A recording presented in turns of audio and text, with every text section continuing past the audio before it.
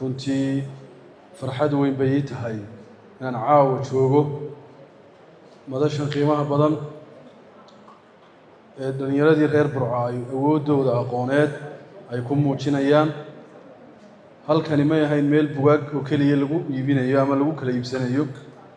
xaqiiqatan waxay ahayd madal fikir oo wixii dooda halkan ka socday kala duwanaa, barnaamijyadii kala duwanaa ee la qabanayay.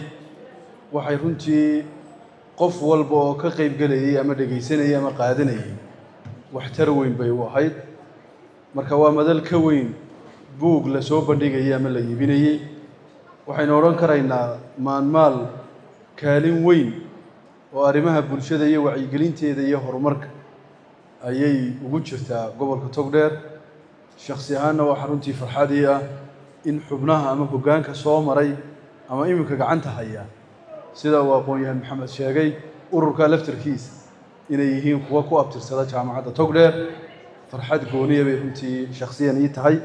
aad iyo aad baan idinku mahad celinayaa mar labaad iyo mar saddexaadba tacabka weyn aad bixiseen, sida aad ugu soo halganteen in madasha qiimaha badan ee Somaliland iyo meelo badanba laga dareemay aad u fuliseen. oo aan uga mahad celinaynaa shirkadda Dahabshiil garab istaaga ay dhalinyarada ay u muujinayaan.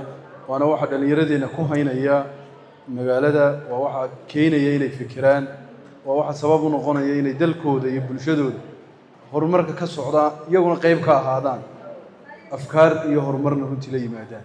laakiin haddaan la dhiirigelin oo barnaamijkii la yimaadaan aan la odhan ku socda waanu idin garab taagannahay, dee waxaa imanaya runtii moraal jab iyo niyad jab.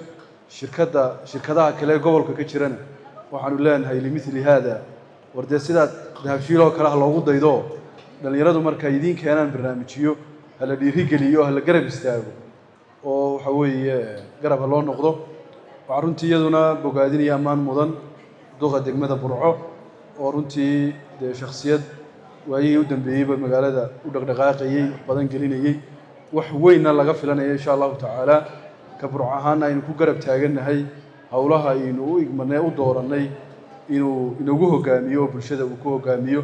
aad iyo aad baa u mahadsantihiin. waxaan ugu dambaysiinayay ninkaa injineerka ah ee aan subaxii u horreeyana ugu iminkana fadhiya injineer Mubaarak iyo qolyaha Future Brothers, iyaga laftirkoodu kaalin weyn bay magaalada hadday tahay baahinta dhacdooyinka kala duwan ee aqoon iyo wixii la midka ah.